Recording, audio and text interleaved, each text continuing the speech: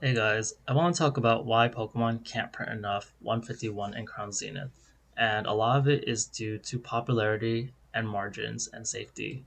So for those of you who don't know, one of the big factors for this bull market is rip and shippers, and rip and shippers what they do is that they stream, they allow them to stream for hours, and they open packs at some margin, and the main value that people get out of it is that it's sort of entertainment and community bonding, and people like the joy or the excitement of buying that single pack or buying like a couple of packs or maybe buying a lot more and just getting that chase card in front of everyone going, whoa, I got it. And you'll see the highs and the lows stores. Like some people do just buy that couple of packs and they get the chase card. Like imagine you get like a 151 pack and you suddenly pull the Charizard, or you'll spend tons of money and you get nothing, and maybe you'll just want to buy more. Whatever it is, like people get value out of it, and so it's driving up prices. So why am I talking about Crown Zenith at 151 specifically? It's because when people contact me on Facebook Marketplace, I'll post like every now and then, just to see how what I can get, and I'll notice that people like they'll ask like the amount of rip and shippers contacting me has been like it's kind of the majority at this point. They're like, hey, I want to do a bulk deal. Can you take somewhere between 80-85% market price, sometimes lower if possible? Um, I only care about loose pack price. I don't care about like the value of like the auxiliary products. So like for example, for Crown Zenith, the loose pack price is like usually it's like between loose packs and Crown Zenith, but it's about six something a pack versus the booster bundle ETB is like $8 or $11 a pack, and so it's just not as worth it. 151 as well. Like the loose pack price is about $10 to $11 a pack, versus like other things like ETBs are $20, CPCs are 11 or $18. So what rip and shippers are looking for are cheap price per pack value. And if you're willing to sell things like the poster collection has gone up recently, and it's $12 a pack, but before people were like, hey, I can pay $9 a pack. I don't really care if it comes in a box or whatever. I just need the packs. Um, and so this has a very interesting effect on Crown Zenith in particular, but also on 151. I'll talk about both. But the reason why the rip and shippers like they mostly ask. Well, I don't know if I mentioned this before, but the rip and shippers, two of the most popular products they'll ask about is, do you have Sea and Sky for Crown Zenith, and do you have 151 products like the bundles or whatever, and what is your asking price per pack? Because they know that a lot of people like they went to Sam's Club and they just got like a pallet or whatever. They got a ton of them, and they're willing to sell it at a cheaper price, like maybe even 70 something percent market price. And 151, like maybe they got some bundle drops or whatever, and they're willing to sell for those lower prices. Like people are just looking at cash out. Like as far as what's being ripped, like some of the most popular things being ripped right now are probably 151 Crown Zenith for two things. Like they are like when you look at the sets, like they're enjoyable pack opening experiences. Um, there's a lot of great cards. Like even if you don't get exactly the card you want, there's so much in the set that like it's usually quite enjoyable to open. Like it's not just a dud. Like there's just a lot, and there's a lot of nostalgia, or whatever. Crown Zenith was literally meant to be that sort of set. Didn't like Crown Zenith to some extent because the pull rates are too easy, but it's very enjoyable to just get like a really nice card. And there are like really high value chase cards like the Guillotine and Arceus. So like these two are just like, and also like these things don't come in booster boxes, and so you can only get them in these specialty sort of sets, which means that they were higher value packs to begin with, and um, I don't know, like not having a booster box just sort of like increases. All right, I'm gonna just like go away from that point. Okay, so yeah, what I see with okay, and the thing that I didn't talk about, like it's all about margins and safety. So everyone who's running a business in Pokemon, they tend to have a limited amount of capital.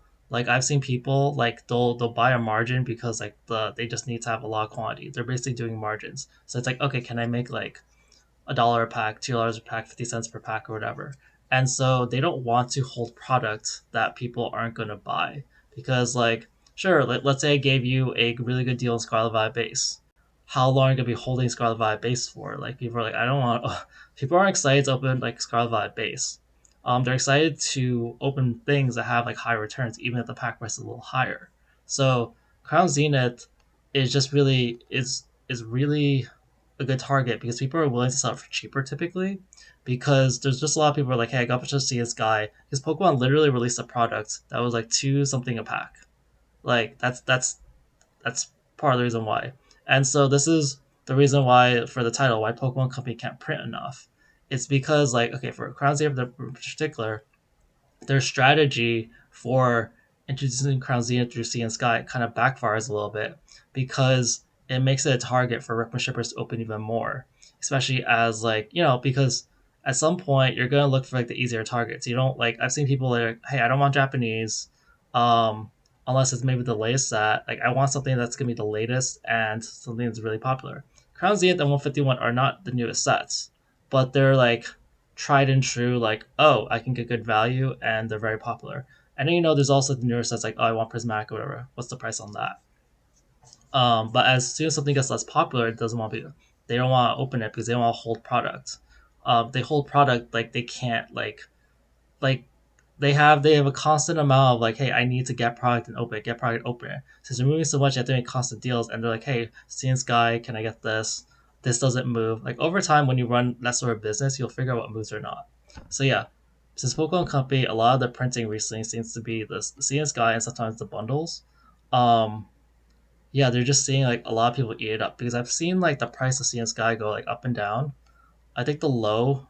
I wonder if I can see on this graph, but like yeah, like seeing Sky in the last month, like it got to like 105 and it dropped back to like 84, and but it keeps like it goes up like it keeps recovering faster. Um, like if I look at the year mark, so actually loose pack price. So Crown Zenith has a multiple reprints, and like you'll see over here, the loose pack price was like $5, and the CS guy came out, but then kind of like it took a little while, but it did recover back up to like 450 a pack, and then it took a little longer to go to when it's like 670. It seems like the recoveries are getting a little faster now because the bull market is in more effect now, and like we're just seeing like the reference shippers are just targeting these more specifically because it's hard to get packs now at a good price in general, and they're like, oh well, this is a good deal, so I'll buy more of this. So yeah, like this is I think like unless if they printed more bundles, maybe collectors might be able to get more of it. But like yes, as far as like Sea and Sky goes, I think it'll just keep getting eaten up at this rate by ripper shippers. They'd have to print an insane amount of Sea and Sky in order for price to go down. But even then, again, it's $2 a pack. How much are you willing to let that go? Like, Sea and Sky is an instant buy nowadays because you know you can flip it even if you take some sort of discount. And 151 drops are so rare that like yeah, like even like ripper shippers are willing to pay a higher premium, like something closer to market, to 151 because like they just know it's so in demand and so hard to get. Um, but yeah, all right, that's in my video on why they can't print enough. Like they're just the main targets based on the current bull market and the way Pokemon's printing them. Like they just had to flush with so much that like rip and shippers would be overwhelmed basically, and prices would crash. If they did that though, I think by that time the whole market would crash. But anyway, that's it for me. Let me know what you think. Thanks, guys. Bye.